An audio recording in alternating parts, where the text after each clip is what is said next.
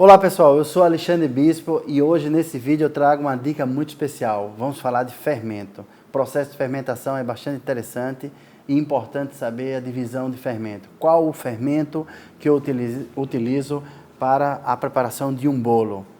Qual o fermento que eu utilizo para a preparação de um pão? Então é muito importante você saber que você tem no mercado diversas opções de trabalhar com esse processo de fermentação. E importante também saber como se utiliza e as quantidades. Bom, agora vamos falar do fermento em pó, o mais conhecido como pó branco, fermento para bolo.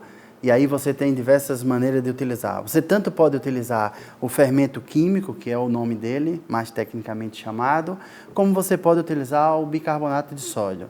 O bicarbonato de sódio, ele tem duas aplicações, pode ser feito de duas maneiras. Ou você adiciona junto com o fermento, ou você utiliza ele só. Em algumas receitas, você vai encontrar receita que pede só o fermento em pó, ou então só o bicarbonato, mas pode ser utilizado os dois misturados. Importante também saber que o fermento, quando você faz a preparação de um bolo, 10% dessa fermentação começa a acontecer exatamente antes do bolo ir para o forno. E a maioria das pessoas acaba de fazer um bolo e imediatamente leva ao forno. Isso eu vou estar perdendo 10% do poder de atuação deste fermento. Então, a dica que eu deixo para vocês é o seguinte: faça um bolo, deixe esperar aproximadamente 20 a 30 minutos para que esse bolo vá ao forno e aí eu tenho totalmente o uso do fermento. Por quê? 10% da fermentação dele acontece fora e 90% vai acontecer dentro do forno. Aí sim você tem um bolo com toda a fermentação sendo utilizada. Uma das maneiras de você descobrir se esse fermento está dentro da validade, se ele está atuando, é você pegar um pouquinho do fermento em pó e adicionar uma mistura dentro de uma água e esperar para que aconteça a reação. Se ele começar a espumar, significa que esse fermento está dentro das condições de uso para a preparação do seu bolo. Então isso vai acontecer dentro da tua formulação.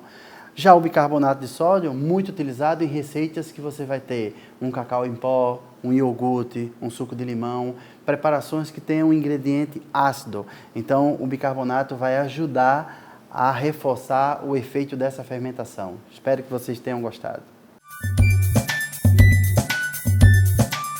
Bom, agora vamos falar de fermento para pão, fermento biológico. Você vai encontrar no mercado duas versões, o fermento seco e o fermento biológico fresco, e nas versões diversas que vocês vão utilizar. Quando eu vou fazer uma massa de pão, por exemplo, e eu decido utilizar o fermento seco, muito utilizado quando eu misturo dentro da farinha de trigo. Então isso vai me ajudar a ter uma distribuição bem melhor dentro da minha receita. Já quando eu vou para o fermento fresco, eu vou encontrar nas lojas, em supermercado, atacadista, eu vou encontrar nas versões de tabletes pequeno, muito utilizado para a dona de casa, que vem embalado em papel, e também eu vou utilizar para o padeiro, para a produção de maior quantidade de tabletes maiores.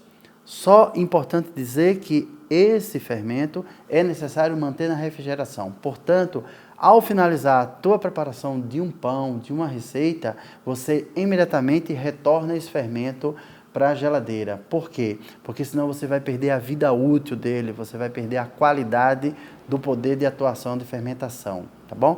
Um outro fermento muito utilizado também, e os grandes chefes utilizam, os grandes padeiros utilizam para fazer panetone, fazer pães especiais, pães rústicos, são os fermentos naturais, onde ele prepara a sua própria isca, o seu próprio fermento. Então, é um fermento que traz uma qualidade muito superior.